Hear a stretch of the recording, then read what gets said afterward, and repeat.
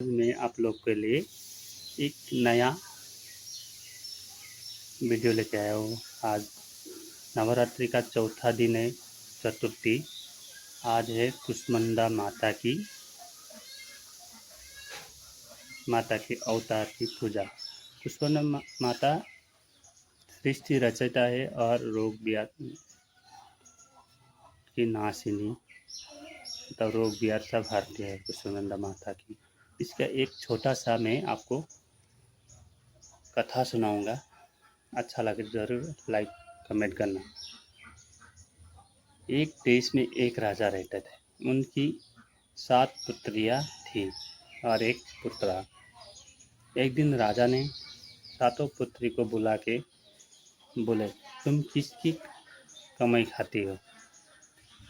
बड़ी छोटी तीसरी चौथी सब ने बोला पिताजी की खाती हो। और सबसे छोटी बेटी ने कहा कि मैं खुद की नसीब खाती हूँ, खुद की मतलब किस्मत जो भाग्य में है वही खाती हूँ। तो राजा सुन के बड़ा ही नाराज हो गया और राजा ने मन ही मन में अपनी छोटी पुत्री के ऊपर घृणा उत्पन्न किया। तो फिर घृणा उत्पन्न किया। फिर सब 6 पुत्रियों को राजकुमारों के साथ उनने शादी किया, बड़े बड़े घर में शादी कर दिया। और जो छोटी पुत्री थी ना, उसने कहा था अपनी अपने भाग्य की खाती हो, इसलिए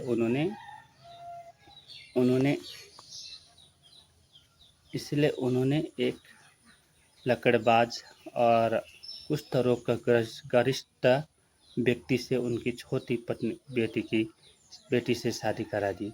और वो बेटी को कहा इनको लेके जा।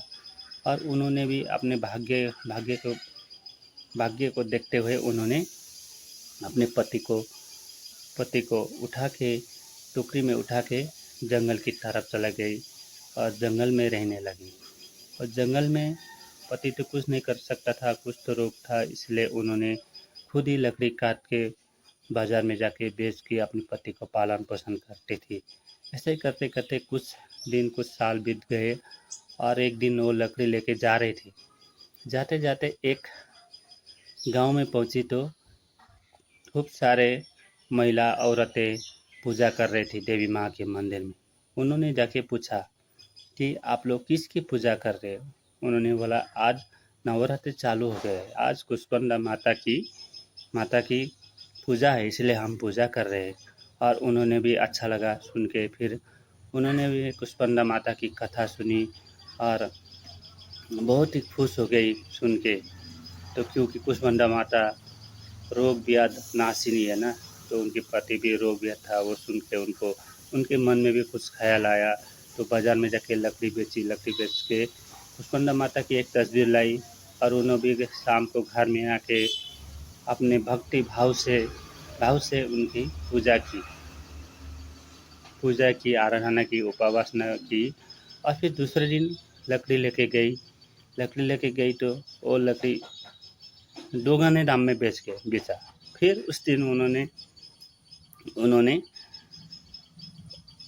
उन्होंने प्रसाद लेके भोग लगाने के लिए माता के लिए लेके आई। फिर उस दिन पूजा वूजा किया। फिर उसने रात को सो गए तो माता ने सपनों में दिया कि कुष्मांडा माता ने कि 9 दिन के अंदर अंदर तुम्हारे पति ठीक होगी बोल के उन्होंने आशीर्वाद दिया। फिर ऐसा ही जैसा माता ने आशीर्वाद दिया, ऐसा ही 9 दिन जैसे बीतते गए, उनके पति भी ठीक ठाक हो गए, एकदम तंदुरुस्त हो गए। उनके कुष्ठ रोग भी हार गया, मतलब ख़त्म हो गया। फिर उनके पति ही लकड़बाज थे और उन्होंने काम करना चालू किया। उन्होंने लकड़ी बेचने चालू किया। लकड़ी बेच के वो लोग बहुत खुश थे, पति पत्नी। और लकड़ी बेचते बेचते उन्होंने एक जंगल में ही मंदिर बनाया कुष्मांडा माता की। और रोज़ मंदिर बना के पत्नी रोज़ कुष्मांडा माता की सेवा करती थी, पूजा करती थी, मंदिर साफ करती थी। ऐसा ही करते करते कुछ दिन बीत गई और एक दिन अचानक उनका जो राजा था ना, राजा का मन आया शिकार करने के लिए, तो शिकार करने के लिए उसी जंगल में आए। जंगल में आते आते रास्ता भटक गए। रास्ता भटकने के बाद उन्होंने उनको प्यास भी लगे। जो उनके साथ सैनिक आए थे वो भी किधर किधर गए, वो अकेले पड़ गए। राजा ऐसा पानी ढूंढते ढूंढते ढूंढते एक नदी के किनारे आ गए। नदी के किनारे जैसे पानी पीने लगे तो अचानक मगरमच्छ ने उनको पकड़ लिया। फिर मगरमच्छ से, राजा भी बलवान थे, मगरमच्छ से लड़ाई करने लगे, फिर भी मगरमच्छ को हरा नहीं पाए। फिर चिल्लाने लगा राजा। तो पास में ही उनके जो दामाद थे ना, दामाद पास में लकड़ी काटते थे, आके उनको बचाया। बचाने के बाद उनको खून निकला था, उनके पगड़ी निकाल के खून हाथ में बांध दिया और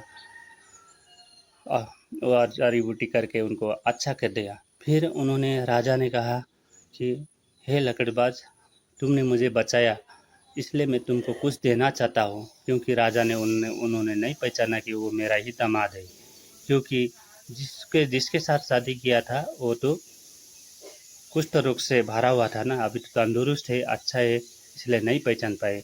फिर राजा ने उनको महल लेके गया। महल लेके जाने के बाद उन्होंने आधा राज्य दे दिया। आधा राज्य देने के बाद फिर वो लकड़ेबाज ने कहा कि मैं अभी आधा राज्य तो दिया महाराज, मेरा पत्नी को भी लेके आना चाहता हूँ।